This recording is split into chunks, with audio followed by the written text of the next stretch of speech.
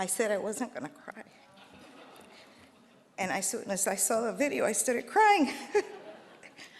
That has just blown me away.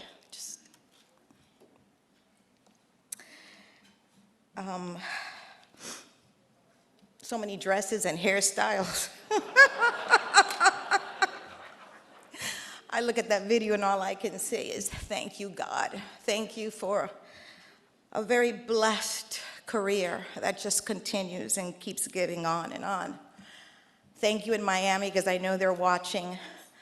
And yes, I was shocked, and I am still shocked for working on that wonderful video. I'm just so humbled, and I am just so more than grateful for being able to stand here before you tonight.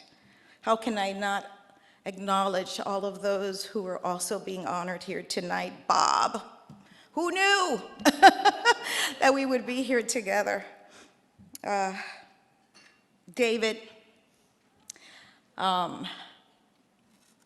spoke to my son once at the White House, and I wanted to say thank you to him, because he actually looked my son in the eye and spoke to him. He probably doesn't even remember that conversation, but he had an impact on that young man that you saw there in the video. And my son always remembered this. He said he looked him straight in the eye, and that was to him the world. To Barbara, Senator Blumenthal, and Steve, congratulations to you all. I also want to acknowledge my very patient husband. Notice I said patient. My husband of 34 years, and my beautiful daughter that I can't believe was able to keep a secret. No, you cannot drive my car. My colleagues in the DC Bureau, did you guys know? You probably did. Christina, Javier, Glenda, William, who's back there running one of the cameras, Edwin, thank you. Thank you for being one of the best teams in television today. It would be selfish of me not to recognize that a lot of my accomplishments are due to current and past coworkers. Telemundo Network has just been phenomenal in my career. Telemundo Network, I have to just give props to. They were the first network to really take a chance on putting at 1.3 Afro-Latina women on the air. And for that, I say thank you for breaking that barrier. The award takes a special meaning and even more importance for me because of the audience that I serve. But if you would allow me to give you some background, give you some context of why it's so special. After all, that is what clarity is all about, correct? I was born in Cuba to a father that never stepped foot in a school. He managed to learn to write and to read. My mom did not get past the 8th grade. They came to the United States, to Miami, Florida. And when I first started in this business in radio, that was the job that I wasn't supposed to get that I got. I called my mom one day and I said to her, Mami, ¿me escuchaste? Did you hear me? And she said, yeah, pero casi no entendí nada. She hardly understood anything. And that broke my heart, because she did not speak English well. So as life would have it, I got a call one day from WQBA Radio in Miami, Florida, and I did not think twice about accepting that job offer in the Spanish language radio station. Well, be careful what you wish for, because that's when I found out that my father loved the news.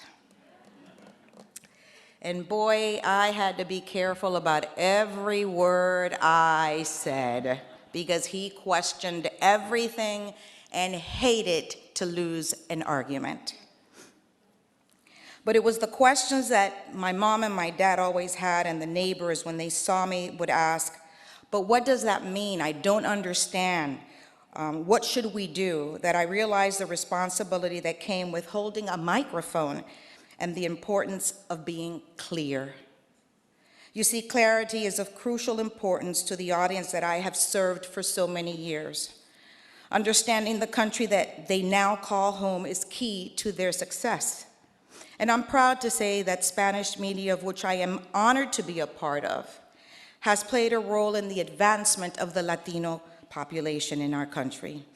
We now make up close to 17% of the US population. We are starting up more small businesses than any other group, generating $500 billion to the economy. And one last detail, in 2015, 12% of our active duty military were Hispanic, 3 times the number in 1980. And in this election year, 32 million are eligible to vote. Yet, despite those numbers, Latinos have concerns about their role in our country and continue to be overlooked in many aspects, and sometimes more than you realize. You see, in Spanish language media, we have to work a little harder, meaning that sometimes we have to write and call more than once, sometimes 2 times, sometimes 3 times to even get the information, clear up facts, request interviews to tell the story. And by the way, yes, we do interviews in English. But making more important our quest and responsibility to report with clarity the many issues they care about, like the economy, healthcare, the environment, education, race relations, foreign policy, tax cuts, and now coronavirus. Believe me, it has never just been about immigration. Our community is much more than that. There can be no clarity without transparency. It simply goes hand in hand.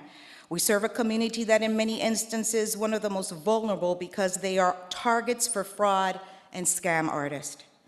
Transparency and clarity are fundamental because just like me, many more come from countries where there is no freedom of the press. There is no First Amendment. They do not trust their government nor its institutions, and in many instances, they are governments that are not transparent and sometimes find accomplices in the media.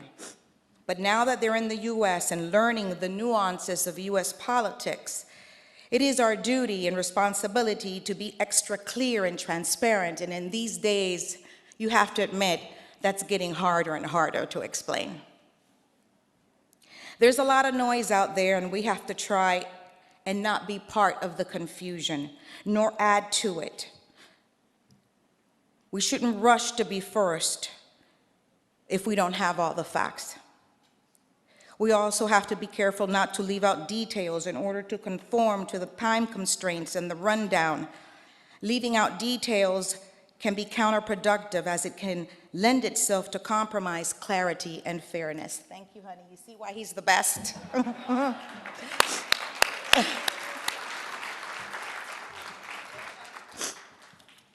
Also, we know that attacks on the media are not new. Journalists all over the world continue to be jailed, intimidated, or killed every day while looking to bring clarity to a situation. Let me be clear that those deaths have not and should not be in vain. Because let me be clear again, in this country, where we are truly blessed and protected by our Constitution, and around the world, there are hundreds of thousands of passionate and compassionate journalists who will not and should not be intimidated from doing their jobs in a fair, factual, and clear manner. And so at this time and before I close, I thought long and hard about doing this, but I'm going to ask you to please stand. And those of you who have a glass in front of you, I would like to toast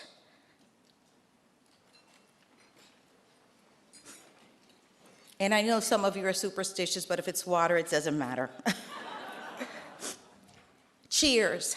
Cheers to RTDNF and all of the staff for your hard work and commitment to protect and defend the First Amendment of our Constitution. En español decimos, salud.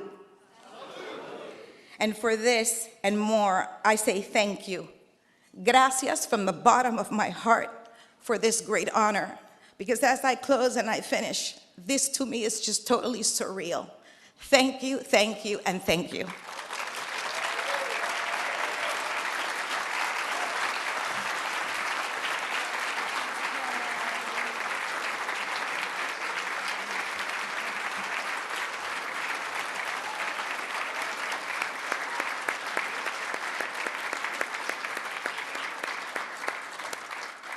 right, we're going to pause for a moment so you can enjoy your meal, but I just want to thank our sponsors for tonight, our diamond sponsors, NBC, Hearst Television, Next Star Media Group, and our platinum sponsors, ABC News, CBS News, Tegna, and CNN. We'll be back shortly.